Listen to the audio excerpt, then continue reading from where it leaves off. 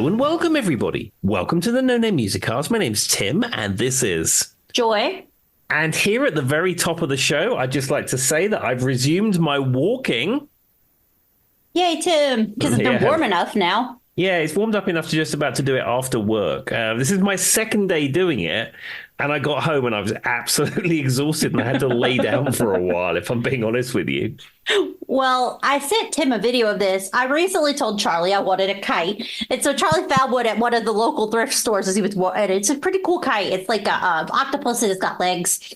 And so we went out with it, and Charlie discovered he was running very fast. And he says that now, that was 3 days ago. He's still complaining about his legs hurting. He's like, I haven't ran in I don't know how many years. Yeah, I mean, I stay pretty active. I mean, I'm up and down from my desk all day. I'm always walking around the building, playing gigs and practicing and all that kind of stuff. But walking around my neighborhood is fine. But when you come back up to my house, you have to walk up a hill. That hill. And that hill that's the bit that gets you. Yeah, I do 10,000 steps a day, so I'm pretty active. Charlie works and he's very active, but he's like, but walking and running are two different things, Tim. And running is not something I like to do, or he does either. No, I'm not about the running. I like the walking, but not the running. If me and Tim are running, you should run too. Something is chasing us.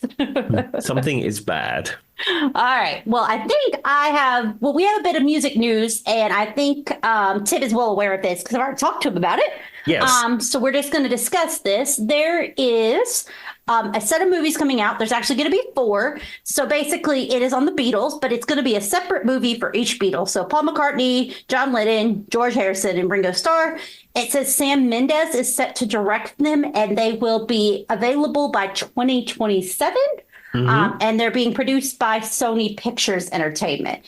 Now, what are your thoughts on this, Tim? Well, there have been lots of Beatles films made over the years. Yes. Backbeat, and there's been another of other ones like that. And I've seen a couple of them, and for the most part, they completely missed the mark. Now, I do know that these films are being made in conjunction with the remaining Beatles and their various, estates. Yes. Ringo put up a thing on his Instagram with a picture of the Beatles saying, he said, I hear there's a film going out, and I approve of this. So, it's all approved by the world of the Beatles. I'm not familiar with Sam Mendes. Is that someone who's a known director? I think he's produced a few different things. It says, in addition to directing, Mendes produced alongside Neil Street producers, partner, I don't know who these people are, something for Apple's Corp and So he's done some directing, but it doesn't give me a direct. Oh, he did the Taylor Swift Eras tour. There you go, Tim. Finally found it. I was like, there's something here. so he has a heritage in, popular music film, as it were. Yep. And so, yes. I mean, the thing about it is it says he's worked with the Beatles and Apple Corp before. I don't know to what extent. So he's done something with them.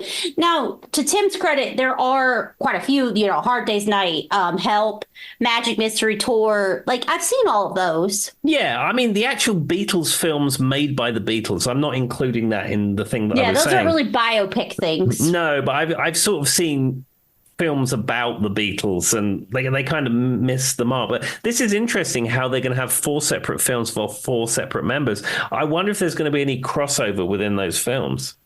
I feel like there would have to be at least some connection, but they're saying that they're planning on doing them individually. Like one will come out, then the next. They want them to follow like one, then the next, almost like, like a part 2 of the first one. So I feel like maybe it'll connect over. They haven't really given out much more information.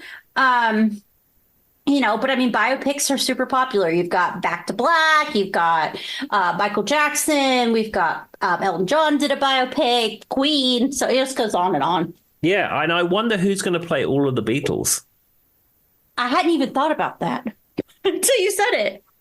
I mean, hopefully they get somebody good. I can't think of who would play the Beatles. I don't know. As an actor, I'd be like, I don't think I'd want to touch it with a 10-foot pole. Yeah, I mean, I suppose I'll get someone that sort of looks a bit like them. I mean, to be fair, and I know that some people will come for me for saying this because they were super, boy bandy and girls loved them back in the day. They were kind of just average looking dudes. Like they weren't like anything spectacular. Not that, I mean, musically they were, but like their looks wise, I don't think it'd be hard to capture that. Two skinny, four skinny looking British guys. That's really what they need. From the north of England. There you go, Tim. You can call in a few friends, see if they want to stand it. But it will be cool. It's kind of crazy to think that they won't be out till 2027. That's pretty far off. Yeah, I mean, it's going to take a little while for them to produce and make these films. I mean, we don't know what stage they are in the production process either. Yeah, I just saw this the other day and shot it over to Tim, February 20th, and it's the 21st. So literally yesterday is when this came out on Variety News. But I will say I am very excited.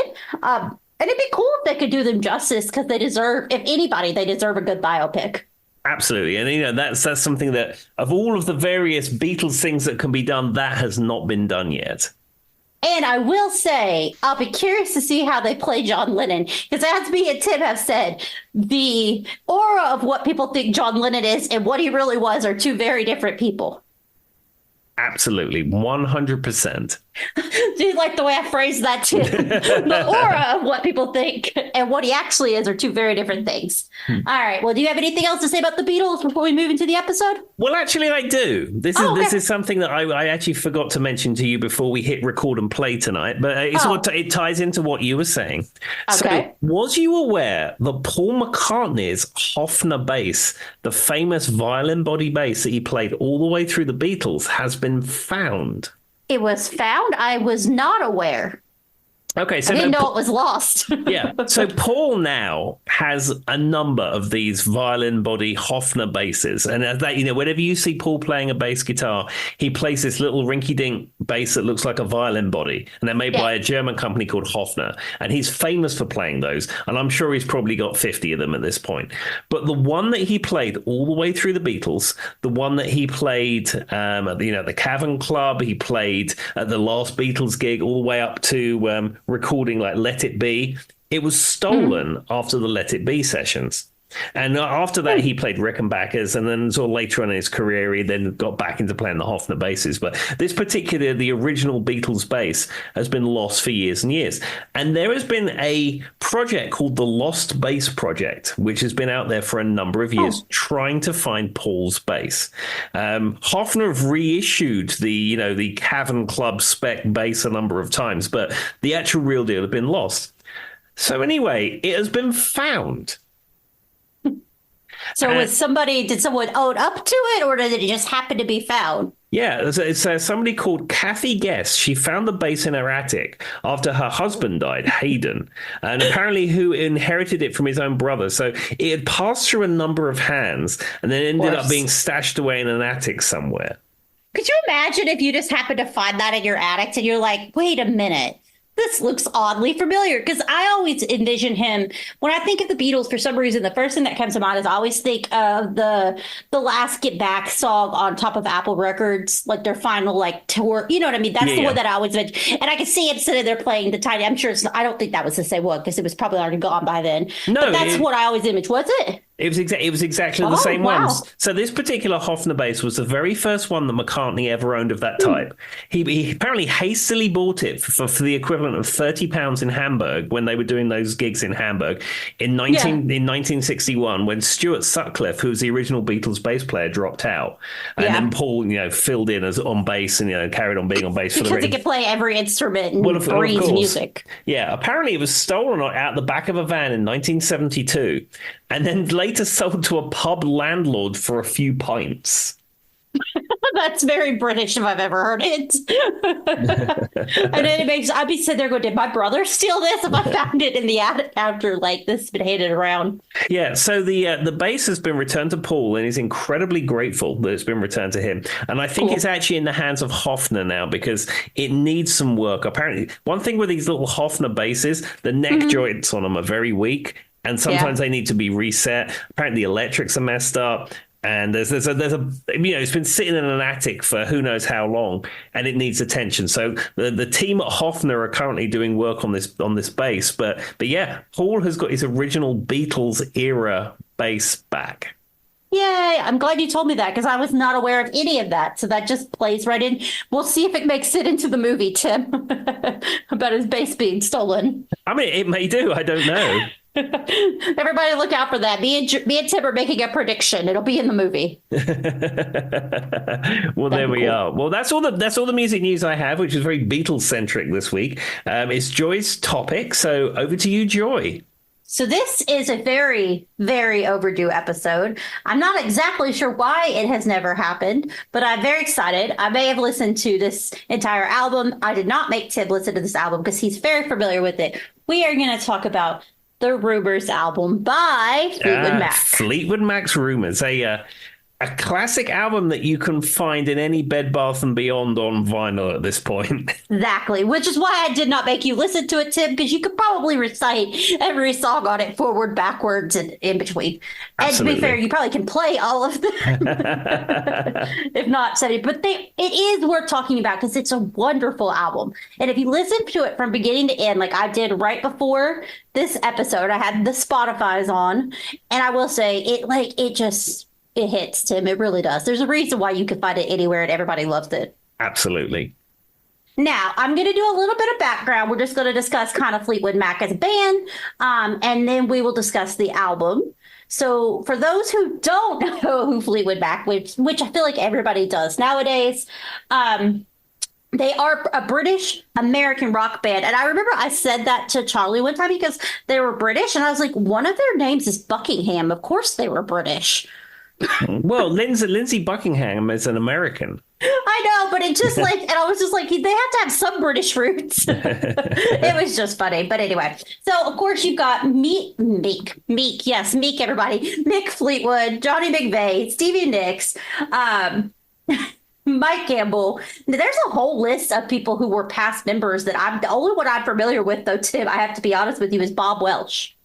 He was the only one. I was surprised. Yeah, I mean, it's Buckingham Nicks and John McVie and Mick Fleetwood is the classic, and and Christy McVie. Yeah, that is the classic lineup, which is on Rumours. But yes, people have been in and out this band for decades, and as you were probably going to say, Fleetwood Mac started as a blues band. Yes.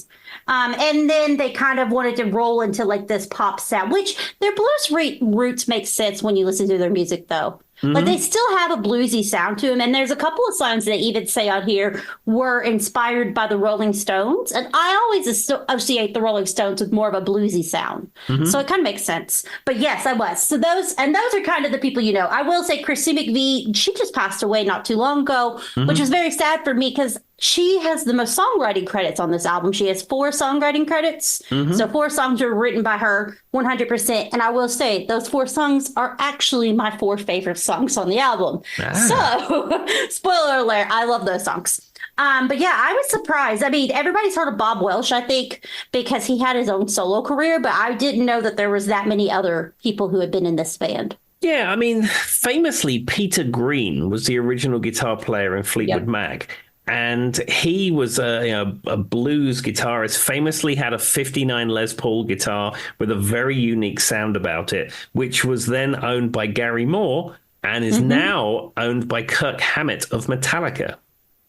And as I'm literally looking at a picture of Peter Green right now. Apparently, he was recruited by the drummer, Mick Fleetwood, and then multi-instrumented singer Jeremy Spencer and Green, or bassist Bob Burning, John McVie replacing Burning a few weeks. So it just goes on and on. They just keep adding people. Their first performance guitar and singer, Danny Kurt, I don't even know who Danny Kurtwan is, joined the band in 1968. And then Christy Perfect, who contributed as a successful musician.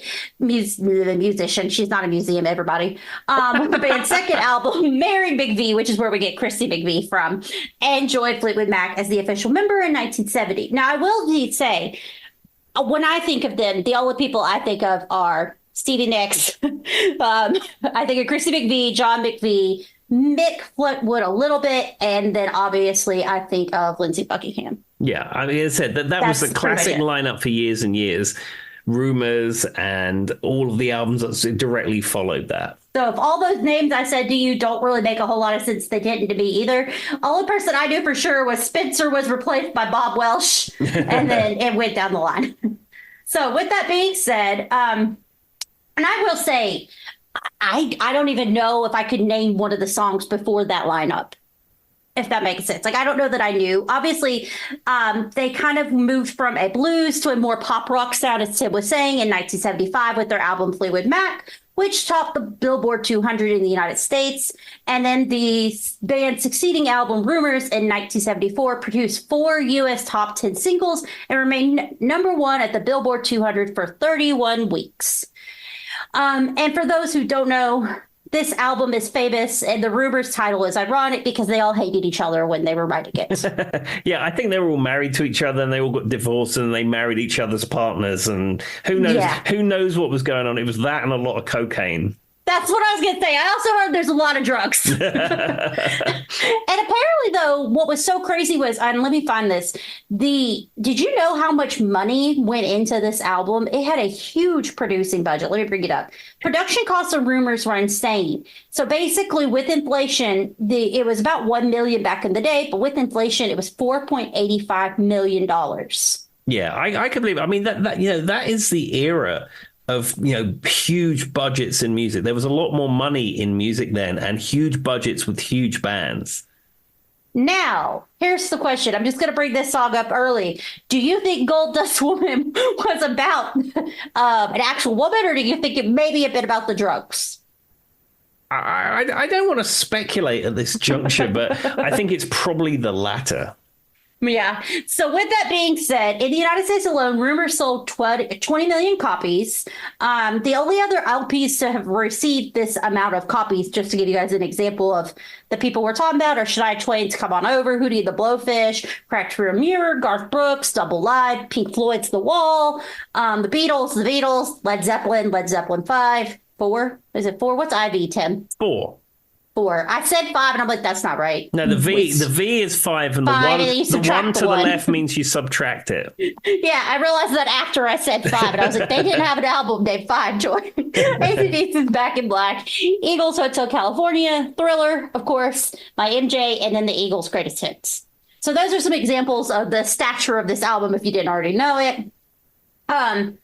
And they said that it became recently, the song Dreams re-entered the top 100 because of the TikToker. Did you ever see that, Tim? There was a TikToker who was riding his skateboard and like drinking cranberry juice. I don't know. But the song was playing and it went viral on TikTok, and even members of Fleetwood Mac redid a video of it. As I said, I don't have TikTok because I'm over the age of 13.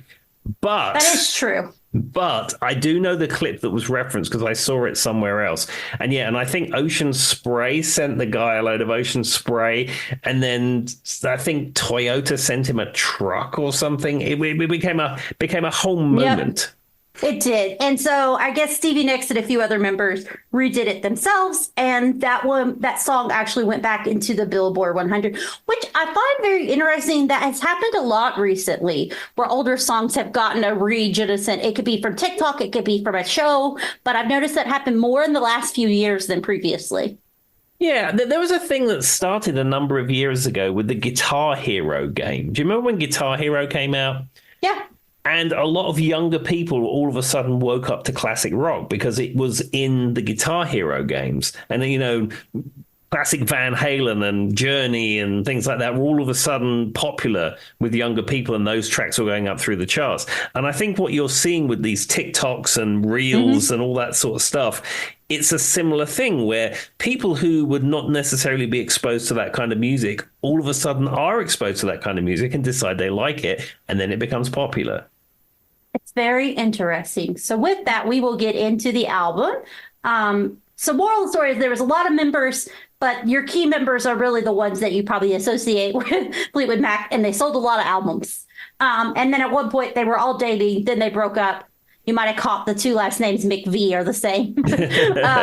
And then they all got back with the other person's spouse. Yes. Ex-spouse. It's very interesting. So with that being said, sometimes your favorite albums come out of hate. So I do have some interesting facts on some of these songs that I learned about recording, Tim. Yeah, well, you're saying like that. Like, one of my favorite albums of all time is Alanis Morissette's Jagged Little Pill. And she was so angry and bitter, and every man in the world had done her wrong, and she writes this album and it's amazing, and everything after that is just dross, really. Oh, with that being said, Tim, that was actually the other topic I played around for this episode, was Alanis Morissette. So maybe I'm just mad at the world. I don't know. Exactly. But anyway, so the first song on the album is called Secondhand News and was written by Lindsey Buckingham. It was performed, well, it first came out in 1977. It was not one of the singles. There's 4 singles on this. He says he wrote this song.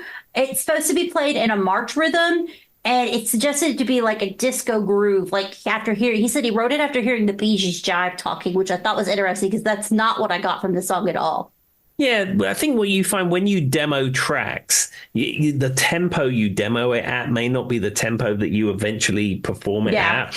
So it's possible that they had something going that sounded a lot like jive talking. And then by the time you actually come to record it and you work with a producer, and then they think, oh, we'll play at this BPM and see what happens.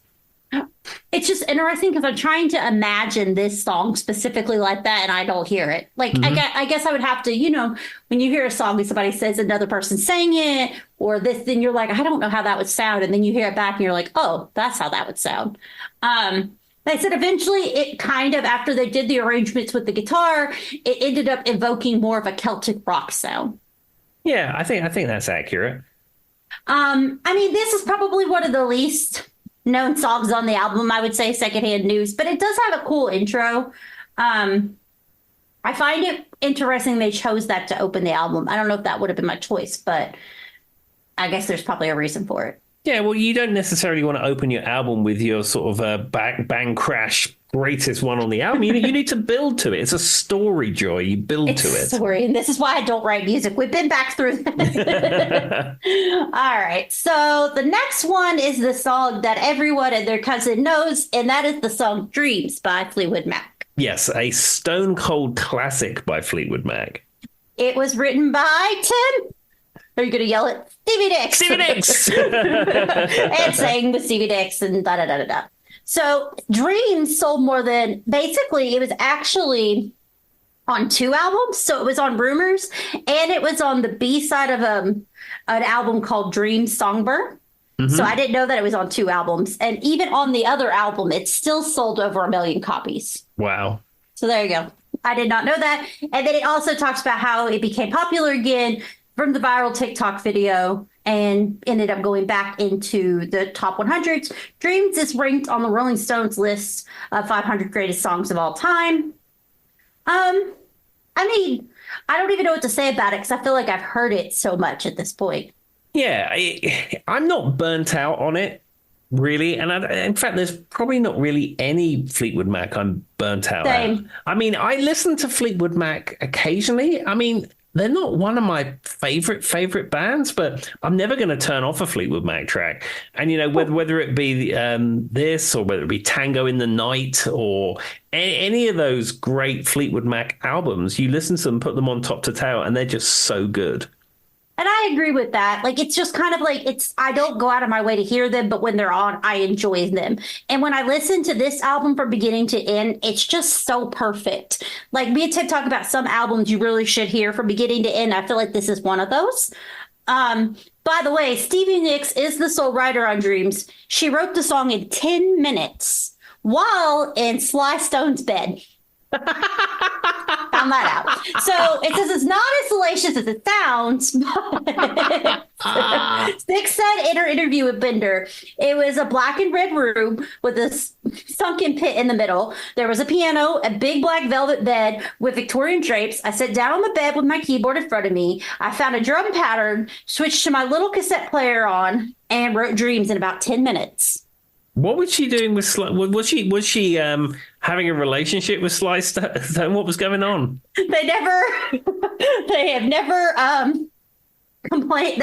So basically, but at Record Plant's studio in California, where Fleetwood Mac recorded part of Rumours, there was an unused studio in the building that contained a bed that was initially built for Sly Stone. So no, I do not know if they were in a relationship, but the headline cracks me up when I said that.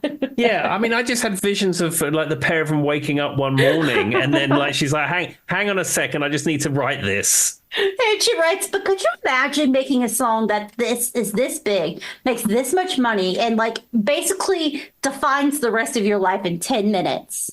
Yeah, I know. It's just So weird. unbelievable, Joy. Unbelievable. It feels like though that's the way it always goes when we talk about these songs, Tim. Like even with the Beatles are like, oh yeah, I wrote that in 3 minutes. And you're like, you wrote what in 3 minutes? Yeah, My brain can't function. I know, but some of the best art is spontaneous, and if you're somebody who is a talented songwriter, yeah, she wrote this song in 10 minutes, but she probably also wrote 50 other songs that were not as good as this in 10 minutes, and this just happened to be the good one. I mean, you make a valid point, Tim, but it's still strange to me. And I think it all comes back to I just don't have the songwriting ability. I don't know what it is. It will never be there for me. I wish it did because it's such a cool, like, it's so interesting to me how they can come up with this. Like, and you might not care for her, but she is a good songwriter. Like Lady Gaga was talking to, I think, what's the British talk show host that's now back in Britain that everybody hates now? Jonathan Ross? No, the one who did Carpool Karaoke. Oh, James Corden. She was talking to James Corden in her Carpool Karaoke, and the song, I know you've heard Bad Romance, like You Don't Live Under a Rock. And there's a part where it goes, it's like ooh la la romance in the background, but it doesn't quite sound like that. It's like ooh la la romance. And she was explaining to him, he goes, so when you're in the studio, do you write down rah, rah, Roma, Roma, ba? And she was like, it's romance. And he was like, oh my God, it is romance. It's romance, ooh la la. But because and because James is like me and he didn't even, like when she said that, I was like, oh, that's so obvious. How? Yeah, I would probably do it. La, la, ba, ba, ba, ba, ba, ba. Yes, and I have even heard that song. Yes. I'm sure you have. Stephanie, what's her name? Stephanie something? Stephanie Germont, something with a G. Yeah, Miss Stephanie, I have heard that song. I was like, you probably heard it. You don't live under a rock. Even though you try to, Tim, you don't actually live under a rock. Well, I mean, I do my best to live under a rock. I mean, it's just the thing. I think the thing is as we've covered many times, I like what I like. So I just sort of hone in on that. Why should I spend my time watching and listening to things I don't like? Because I just like the things I like. Fair enough. All right. So the next song on this album is written by Lindsey Buckingham, and it is Never Going Back Again. Are you familiar with this song, Tim? Absolutely. I mean, I know this album back to front. I mean, this is a great track. Probably similar to other Buckingham songs that are out there that he wrote with Fleetwood Mac and other solo songs too. But it's a worthy track to be on this classic album. So here's my question for you, Tim. It says Never Going Back Again. But Buckingham accomplishes. Yes, I can't even say words. I called a musician a museum earlier. No wonder I can't write music. Accompanies himself on the acoustic guitar using a Travis picking technique. Do you know what a Travis picking technique is, Tim? I don't know. No. I've never heard of it. In fact, I'm going to look it up because I have no idea what a Travis picking technique is.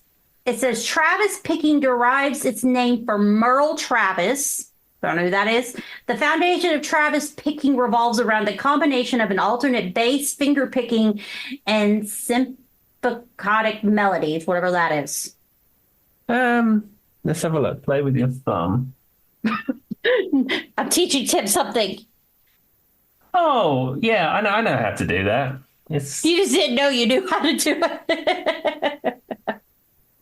It says if you read Travis pick in the generic sense, using your thumb to play a regular alternating bass line while fingers play a melody and chords on the top. Yeah. There you go. Well, that is apparently what he is using in this song, Tim. Well, there we are. I've learned something today. I would have never called it Travis picking. Well, I guess it's named after Merle Travis, who is a country singer, which makes sense because a lot of the Lindsey Buckingham songs kind of have a country-esque thing to me for some reason. So that fits. He does. I mean, he has that. He's not a country player, but I think he was influenced by that kind of stuff. Well, and country and blues have some similar things going on. So it all makes sense, everybody. It does. All right. So the next one is one of my favorites, and it is written by Christy McVie, who is the vocalist and keyboardist, and that is Don't Stop. Yeah. This is one of those songs which I think transcends this album. This was the campaign song for That's what I was getting ready to say. For the Bill Clinton presidential run, Don't Stop. And this is one of these Mandela effect things, because I thought this was correct and other people thought this was correct, and it was not, because I looked it up. So let me say this to you. Okay. So Don't Stop was the campaign song for the Bill Clinton presidential run. I remember the inaugural ball, yes. Yeah, and he had the inaugural ball. Okay, and Fleetwood Mac played at the inaugural ball. You remember that? Okay. Yeah, because Christy McVie was there all in black with a hat. Yes, but they played Don't Stop. Do you remember Bill Clinton getting on stage and playing saxophone with him in Don't Stop? I definitely have an image of Bill Clinton playing the saxophone. I don't know if I knew it was that song, but I could see what you're talking about. So that never happened? Never happened. Well, what were you doing? He's played sax. He's sat in with bands and played sax. I've seen him play the saxophone. Yeah, even when he was president, he sat in and played sax. He sat in and played sax with David Letterman's band. But I had it in my brain that when they did Don't Stop, he got up there and jammed saxophone with them. And I've spoken to other people who said exactly the same thing, and they all agreed. However, I've watched the footage on YouTube. He gets on stage, but he does not play saxophone. That's so weird, because I do remember her wearing black. So I have a distinct memory of this, actually, because my mom was a big Bill Clinton supporter. I remember, the excitement when he was elected. And I was little. I was I was like 4, Tim. So you have to keep in perspective. I was pretty little, but I've watched this back now. And I even remember the second time he got elected, my mom being like, don't worry, the right person won, or something like that. And this is not, if you guys don't like Bill Clinton, I'm just telling you my memories. I'm not saying you should or shouldn't like anyone. But with that being said, I remember the inaugural ball.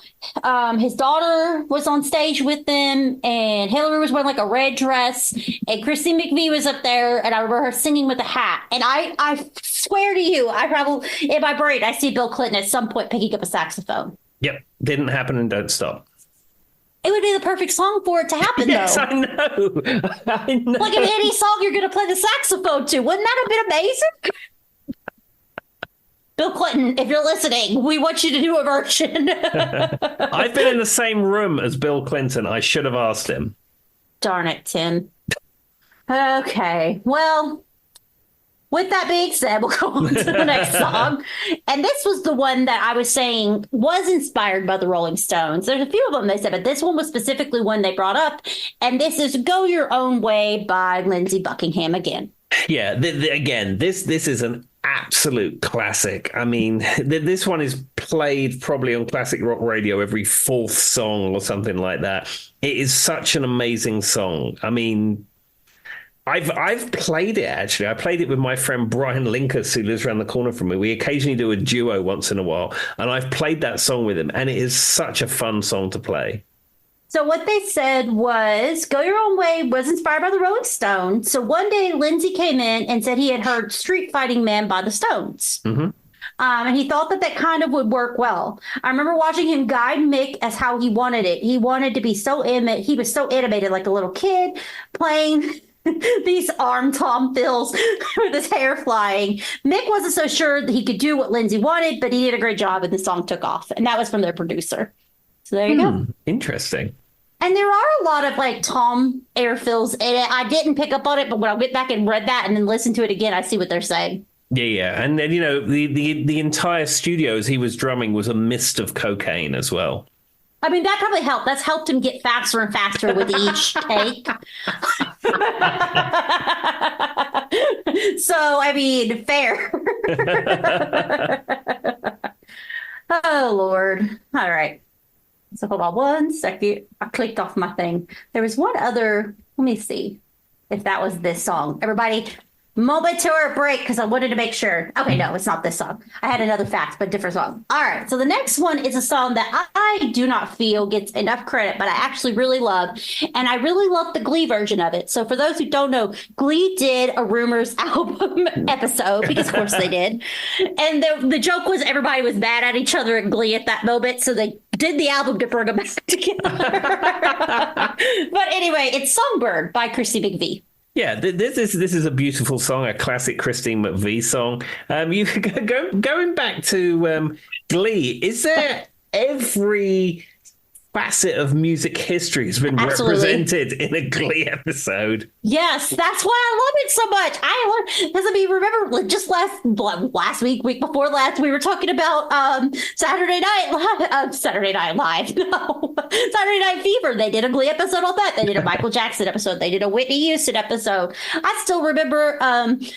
So the funniest thing I can remember, and it sticks out to me, was the dream I had about Glee because it was so incredibly accurate. Mm-hmm. So, there was this one episode where they did this song called it's like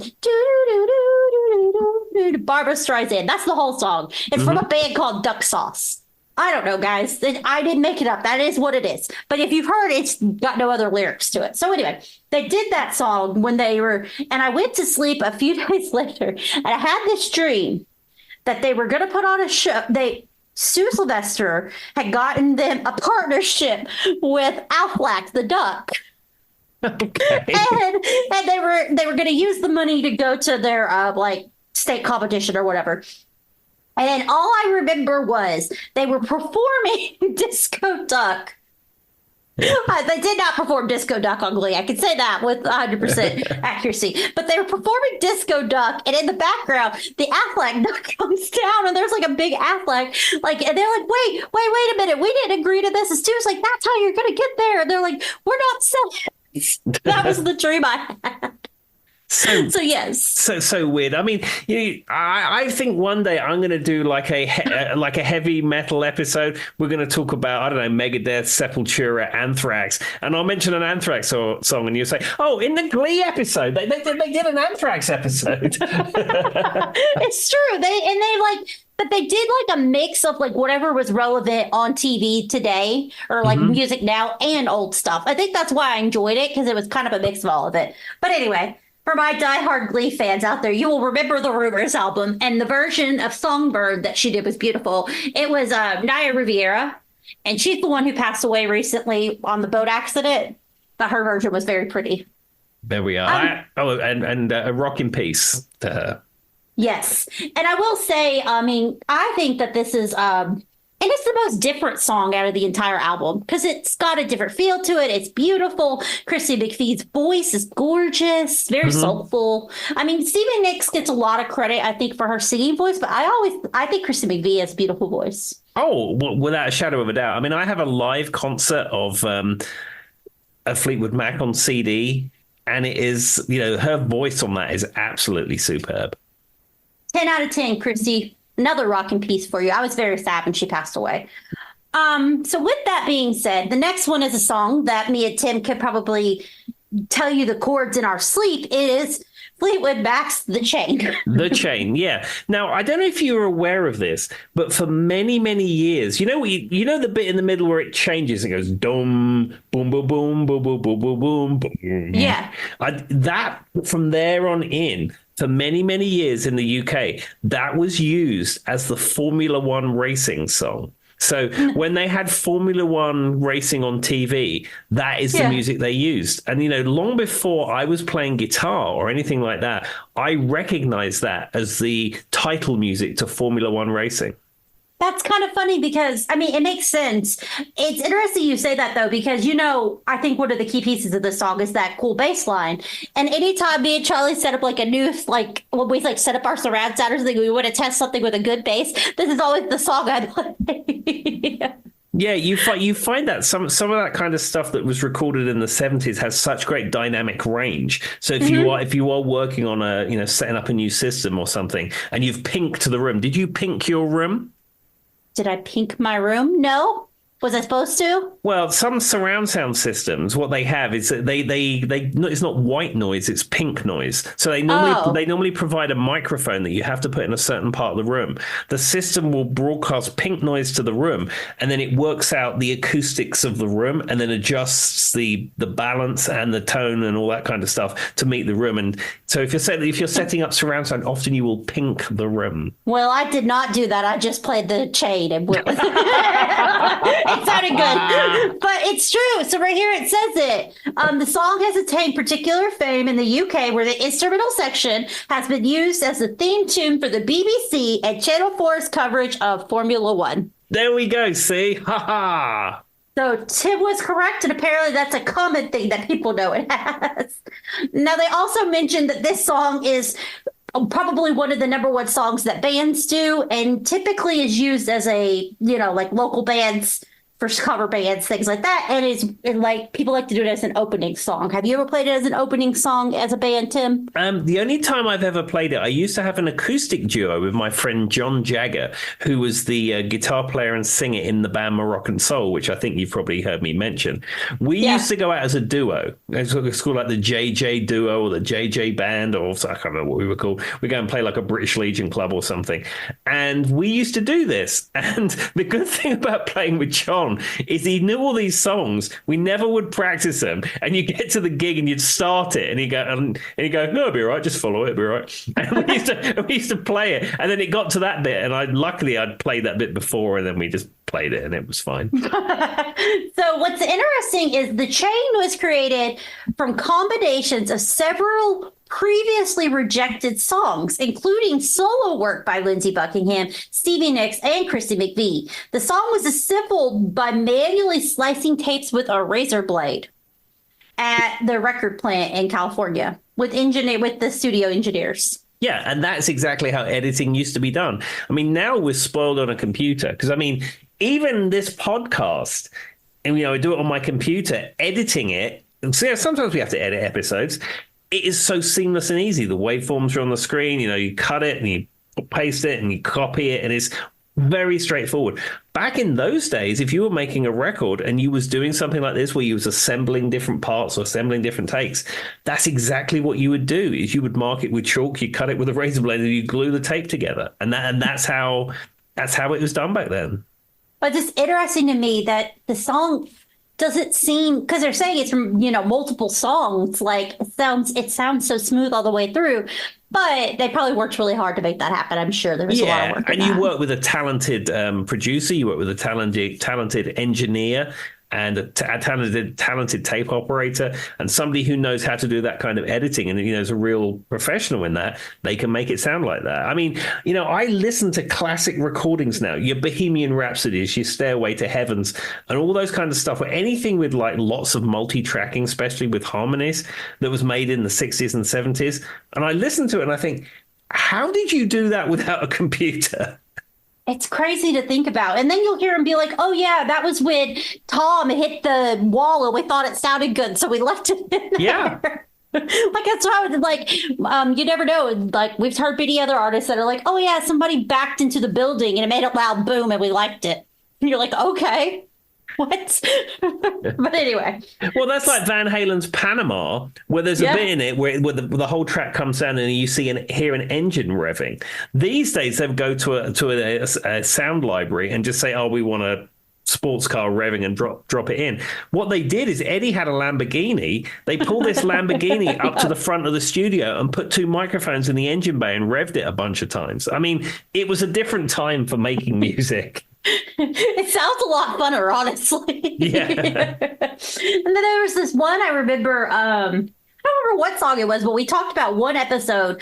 I want to say it was Eric Clapton, but don't quote me on it, internet. Don't come for me.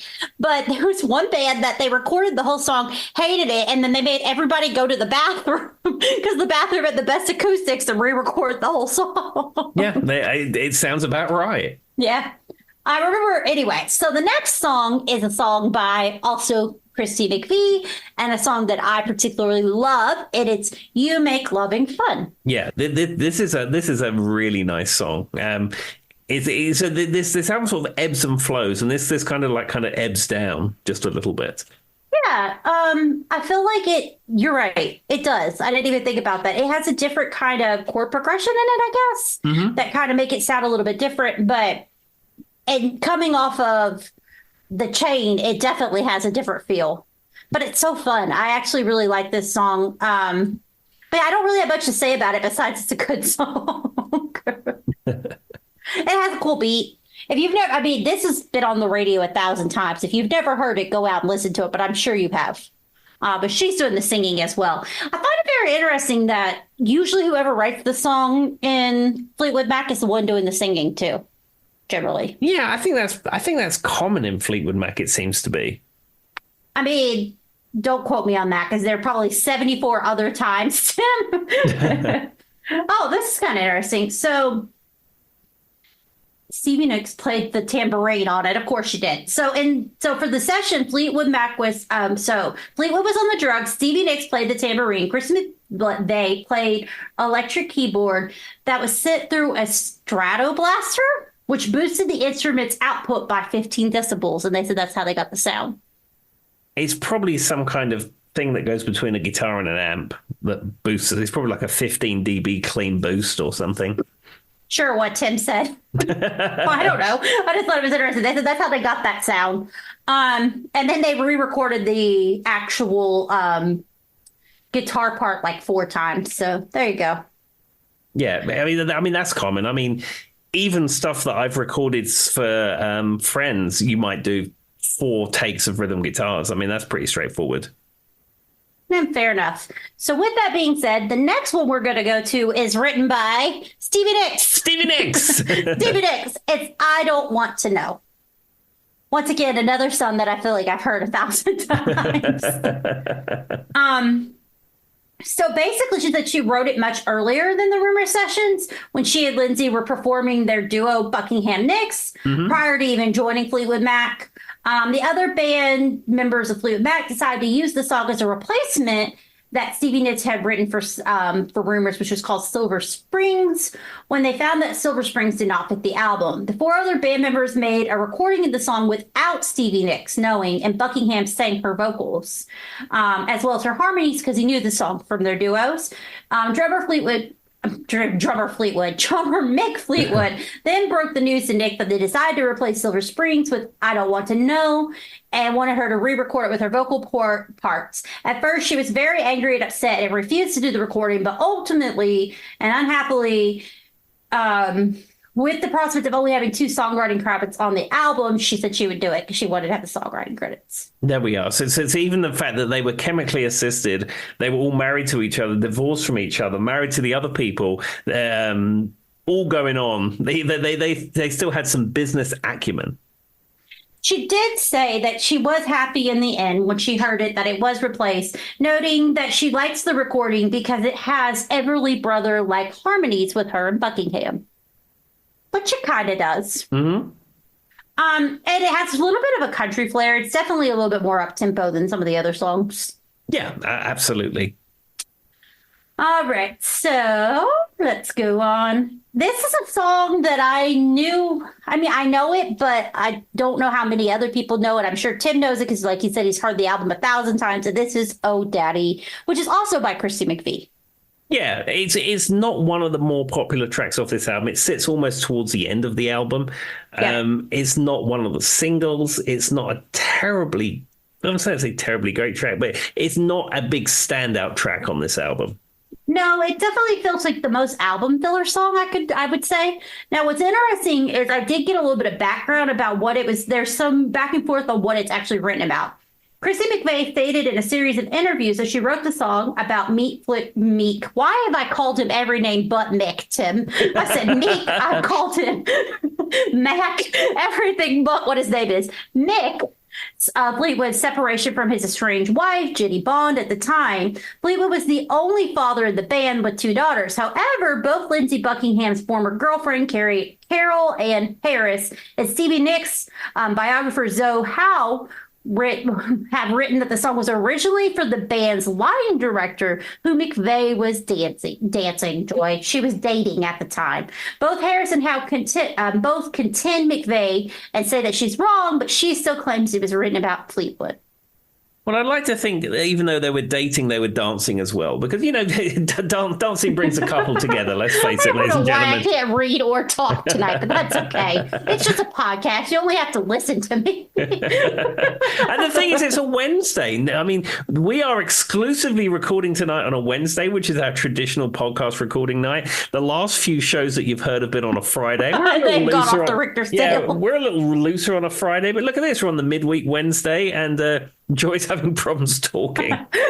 So with that being said, I did find this interesting because it does have a different sound to it They noted that the proper tempo was particularly tricky since it sounded rushed at a quicker tempo, but lethargic at a slower pace. And they had to do like multiple takes to get what he called I'm not going to use the word he said, but a very attractive old English version of the Rolling Stones' Fool to Cry. Interesting. Yeah, but what an interesting analogy. Yeah, and you say about the tempo. Sometimes you find that they'll finish recording a track, and then back in now you can speed stuff up without altering the pitch. You can do it on a computer.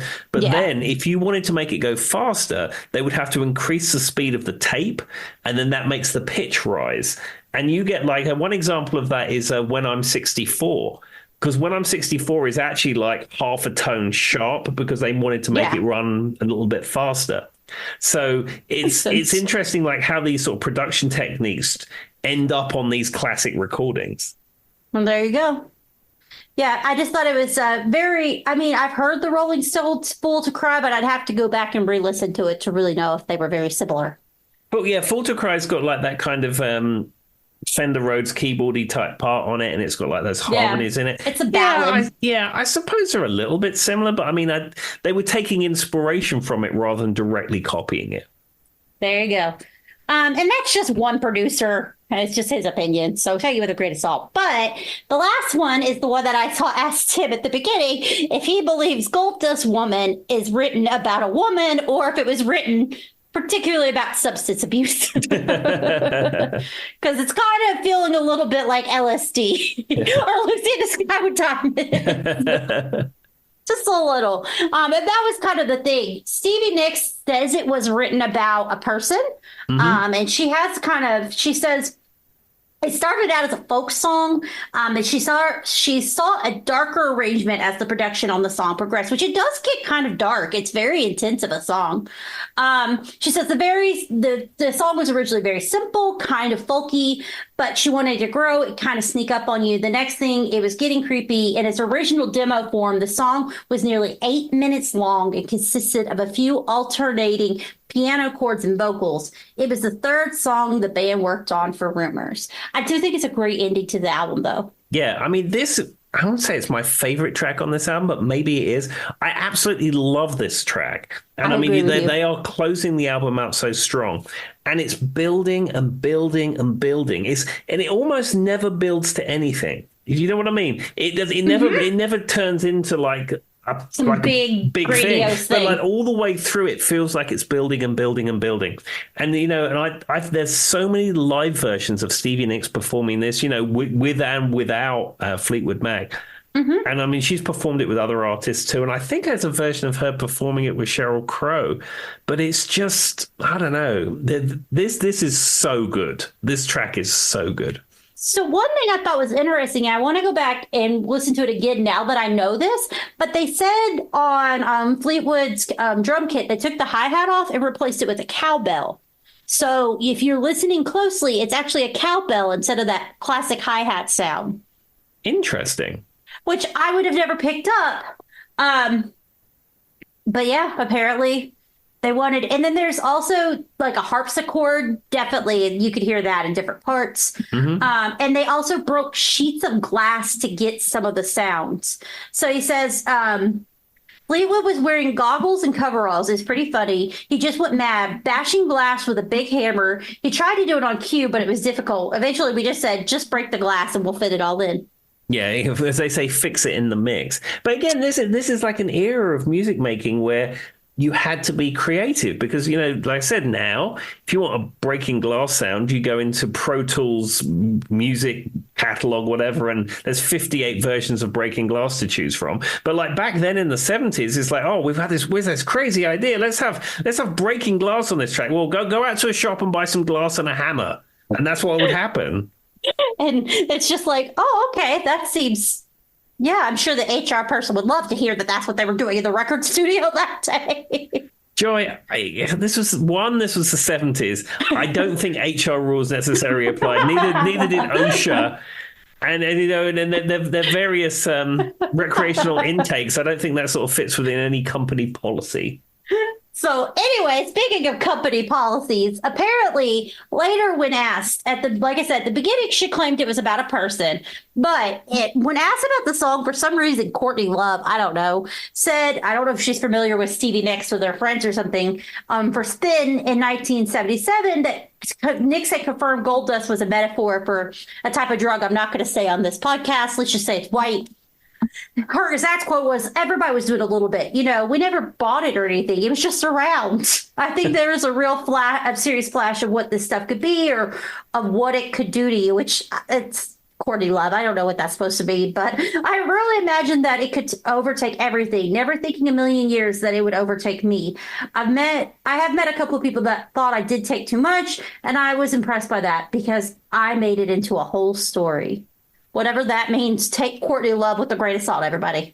There we are. I mean, Now, on VH1's classic albums, Stevie Nicks did say Gold Dust Woman was kind of a symbolic look of somebody going through a bad relationship, doing drugs, and then trying to make it, trying to live, trying to get through it. There we are. Well, in the cold light of day, without any Courtney Love involved, I think that's probably... Sounds a little bit more accurate. I'm yes. like, why is Courtney Love like the person you ask about this song? Are her and Stevie Nicks friends? They probably are. I mean, you don't know who knows who in the music industry. Okay, valid. So there is one thing I would like to talk about before we go, and I saved this for the end because I thought Tim would find this hilarious. The recording of Never Going Back Again was a guitar text nightmare. So here's the story. Okay. So basically, co-producer of Rubens, Ken Callett, was said of the recording track, a lot of our focus shifted to Lindsey and his acoustic guitar. I noticed that anytime he played, there was a big difference in how bright his strings sounded after about 20 minutes. And so I said, can you restring your guitar every 20 minutes? I wanted to bring the best sound out of every part he picked. And he said, sure. This whole process lasted a full 8 hours, but then there was also, after he did all of this, there was another problem. When Lindsey went to sing, he realized he played all of his guitar parts in the wrong key. So we had to re-record the whole thing over again the next day with Lindsey tuning his guitar every 20 minutes so that we didn't lose any of the plucking sound. No. I mean, as you probably know, when you put new strings on a guitar, especially an acoustic guitar, steel strung acoustic guitar, they are very much brighter for a very short window. And then once the strings settle down for a bit, they mellow out. And then at some point you play 2 or 3 gigs with them and they just get so dull, they're terrible.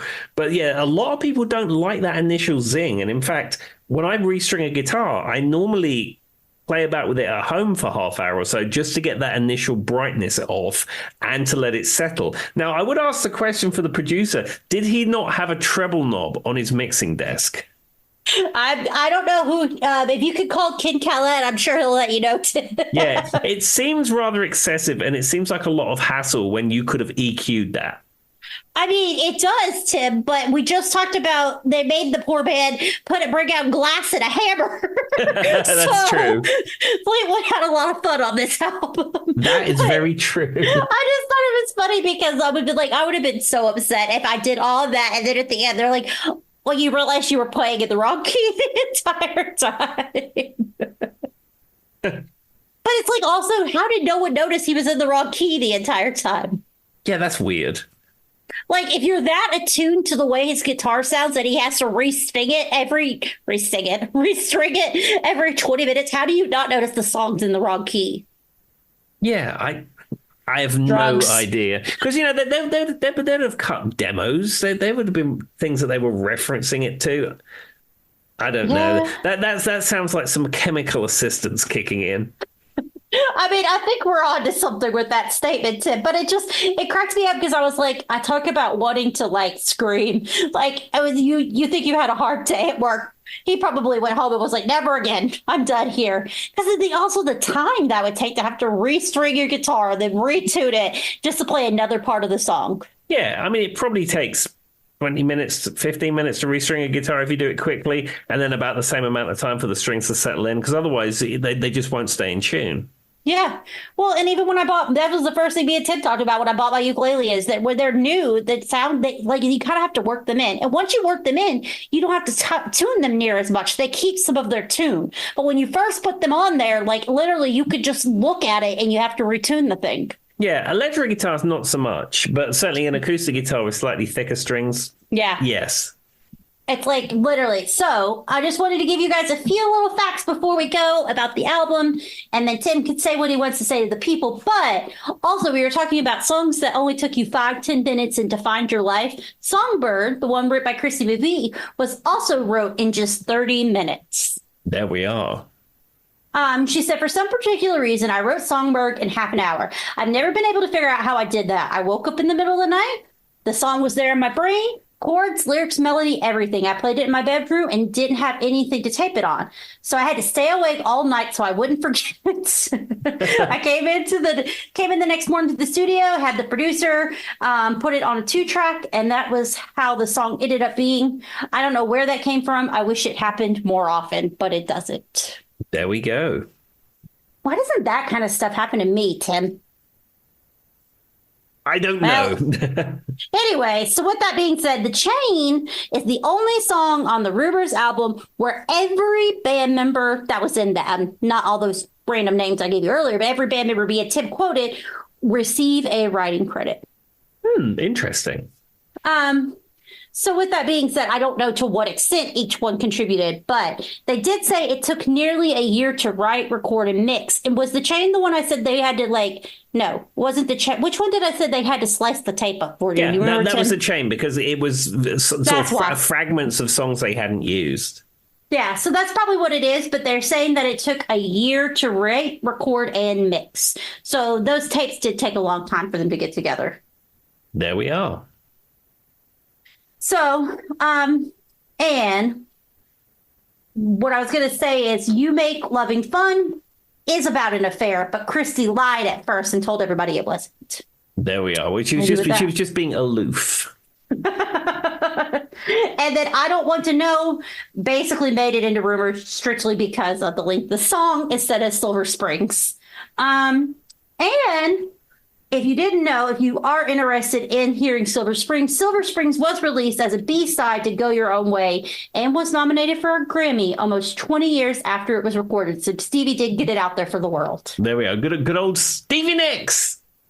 And the last time, this will be the last fact I give you, Oh Daddy was last performed live by Fleetwood Mac in 1997 and has never been played live again.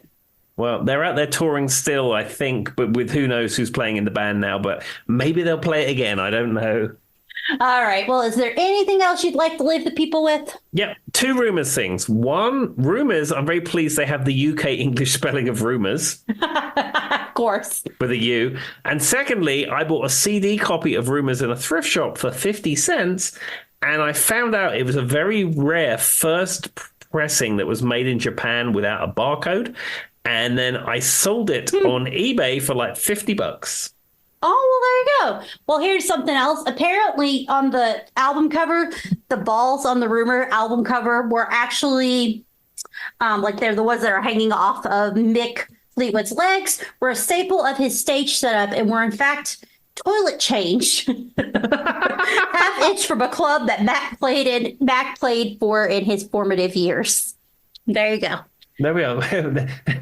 Everybody, if you ever win Jeopardy because of that fact, I want a 10% cut.